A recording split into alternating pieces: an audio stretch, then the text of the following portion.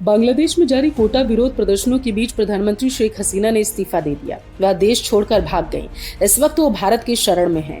2009 से बांग्लादेश पर शासन कर रही शेख हसीना के बारे में किसी ने सोचा भी न था कि इस तरह के दिन उन्हें देखने पड़ेंगे।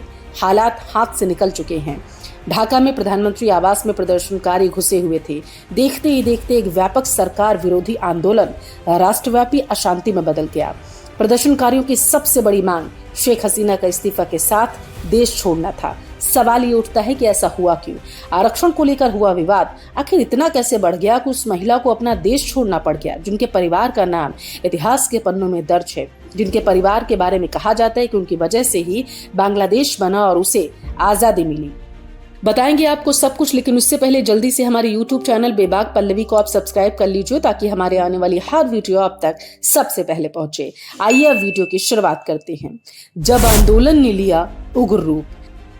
अपनी मांग को लेकर प्रदर्शनकारियों ने सविनय अवज्ञा आंदोलन की घोषणा कर दी और लोगों से अपील की वे टैक्स और दूसरे सरकारी बिल जमा न करें। इसके अलावा फैक्ट्री, सरकारी दफ्तरों को बंद करने का आह्वान किया गया। इस बीच शेख हसीना ने प्रदर्शनकारी छात्रों को आतंकवादी करार दे दिया और प्रदर्शनकारियों से कड़ाई से निपटने का निर्देश दिया।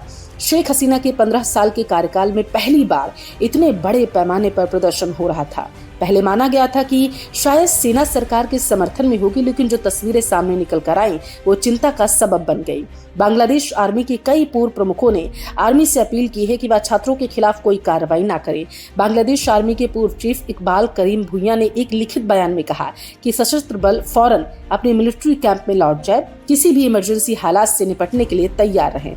माना गया कि आर्मी का एक बड़ा वर्ग सरकार से नाराज था। भले ही शेख हसीना ने वाकर उस जवान को आर्मी की कमान देकर ये सोचा था कि सब नॉर्मल हो जाएगा, आर्मी उनके पक्ष में होगी, लेकिन दावा किया गया कि क्योंकि आर्मी के ऊपरी कमान के अफसर शेख हसीना से नाराज थे, इस वजह से धीरे धीरे वाकर उस जवान का रुख भी बदल गया और वे शेख हसीना के वफादार न होके आर्मी के वफादार बन गए।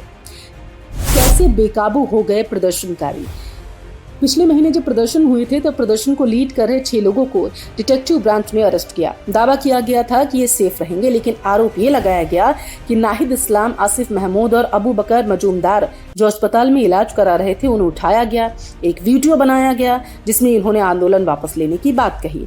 इस बीच जब मामला खुला तो प्रदर्शनकारी और भड़क गए। आंदोलन का मार्गदर्शन कर रहे छात्रों ने सड़क पर उतरकर आंदोलन करने की बात कही। इस बीच कुछ पूर्व सैन्य अधिकारियों का भी छात्र आंदोलन को समर्थन मिलने लगा, जिसकी वजह से आंदोलन कर रहे प्रदर्शनकारियों को और बल मिल गया। पिछले महीने बांग्लादेश में सरकारी नौकरियों में आरक्षण खत्म करने को लेकर हिंसक प्रदर्शन हुए थे। हिंसा की जड़ आरक्षण विवाद। आइए एक नजर डालते हैं कि आंदोलन की जड़ आखिर क्या है।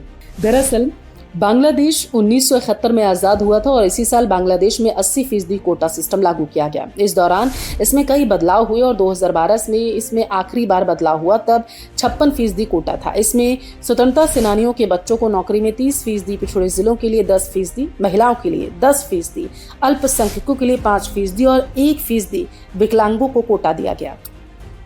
जब इस मामले को लेकर आंदोलन हुआ तो साल 2018 में हसीना सरकार ने कोटा सिस्टम को खत्म कर दिया। इस बीच 5 जून को हाईकोर्ट ने सरकार को फिर से आरक्षण देने का आदेश दिया। कोर्ट की तरफ से कहा गया कि 2018 से पहले जैसे आरक्षण मिलता था उसे फिर से उसी तरह लागू किया जाए, जो छात्रों को नागवार गुजरा और एक बार फिर से विरोध प्रदर्शन शुरू हो गए। सरकार ने इसे सख्ती से कुचलने की कोशिश की, लेकिन कामयाब ना हो सकी। हालांकि इस बीच बांग्लादेश के सुप्रीम कोर्ट ने सरकारी नौकरियों में 56% आरक्षण देने के ढाका हाई कोर्ट के फैसले को पलट दिया। आरक्षण को 56% से घटाकर मात्र 7% कर दिया गया। इसमें स्वतंत्रता सेनानियों के परिवार वालों को 5% कोटा और एथनिक माइनॉरिटी, ट्रांसजेंडर और दिव्यांग को 2% कोटा दिया गया। सुप्रीम कोर्ट ने कहा कि 93% नौकरियां मेरिट के आधार पर दी जाएंगी। इसके बावजूद छात्रों को गुस्सा कम नहीं हुआ और शेख हसीना के पद छोड़ने की मांग लगातार करते रहे, जो बाद में उनके देश छोड़ने पर खत्म हुआ। दरअसल प्रदर्शनकारियों का तर्क है कि आरक्षण व्यवस्था में भेदभाव किया गया, जो शेख हसीना की आवामी लीग पार्टी के समर्थकों को लाभ ज्यादा होता है, जबकि बाकी जनता को तो आरक्षण का लाभ मिल ही नहीं पा रहा। जिस देश को पिता ने बनाया उसे छोड़कर भागी शेख हसीना।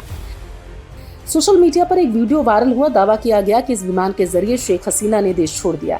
इधर तुरंत सेना प्रमुख जनरल वाकर उस जमान ने एक संबोधन में कहा कि शेख हसीना देश छोड़कर चली गई और एक अंतरिम सरकार बन रही है। इस दौरान टीवी पर दिखाए गए दृश्यों में हजारों लोग राजधानी ढाका की सड़कों पर खुशी से झूमते नजर आए।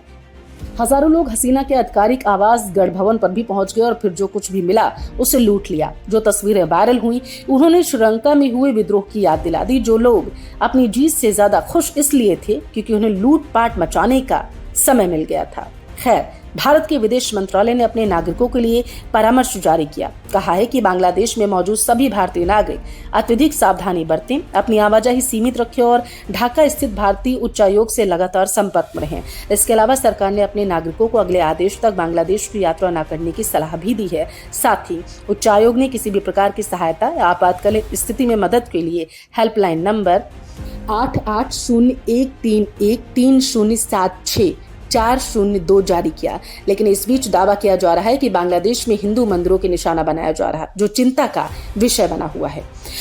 आखिर कौन है व्हाइट मैन जिसका डर था शेख हसीना को? शेख हसीना कुछ महीने पहले एक हैरान करने वाला दावा कर चुकी थी, जिसमें उन्होंने कहा था कि उनकी सरकार को गिराने के लिए षड्यंत्र किया जा रहा।